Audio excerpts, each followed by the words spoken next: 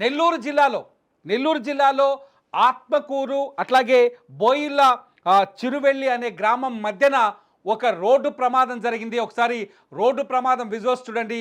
వీళ్ళిద్దరే ఆ రోడ్డు ప్రమాదంలో చనిపోయారు. చనిపోయిన వాళ్ళు మాధవ అట్లాగే మనోజ, వీళ్ళిద్దరూ భార్యాభర్తలు.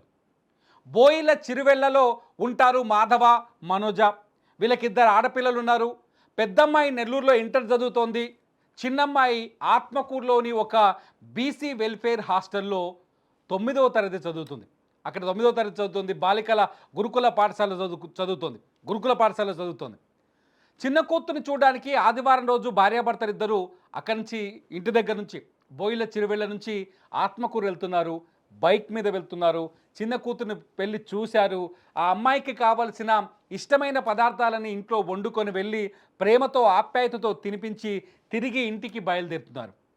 కానీ వీళ్ళకి ఓవర్ స్పీడ్గా వచ్చిన ఒక ఇన్నోవా వాహనం మృత్యు శకటమై ఎదురుపడింది.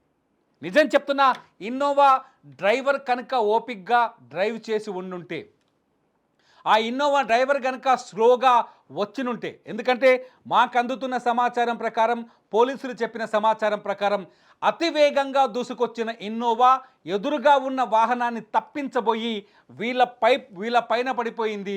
ఆ కట్టు కొట్టడంలో వీళ్ళ పైన పడిపోయింది. అమాయకులైన వీళ్ళిద్దరు వీళ్ళ దారిలో వీళ్ళు వెళ్ళిపోతున్నారు. 2 వీలర్ పైన ఇన్నోవా వచ్చి ఢీ కొట్టడంతో వెళ్ళిపోయి, ఇన్నోవాతో పాటు వీళ్ళు కూడా ఆ పక్కనే రోడ్డు పక్కన పొదల్లో పడిపోయారు. ఇన్నోవా ధాటికి ఎగిరి పడిపోయి భార్యాభర్త ఇద్దరు చనిపోయారు. మీరు బాక్స్లో చూస్తున్నారు ఆ ఇన్నోవా యాక్సిడెంట్కి సంబంధించిన విజువల్స్. ఒక బాక్సులో భార్యాభర్తల ఫోటోలు, అట్లాగే పడిపోయిన ఇన్నోవా, అట్లాగే 2 వీలర్ విజువల్స్ చూస్తున్నారు మీరు. అరే ఇన్నోవా డ్రైవర్, నువ్వు బతికే ఉన్నావు, అర్థమవుతోంది. ఆసుపత్రులు ఉన్నావో ఎక్కడున్నావో. ఓపిక్గా వచ్చినుంటే ఈ భార్యాభర్తలు బతికేవాళ్ళు కదరా బాబు. నువ్వు ఓపిక్గా వచ్చినుంటే వీళ్ళు బతికేవాళ్ళు కదా.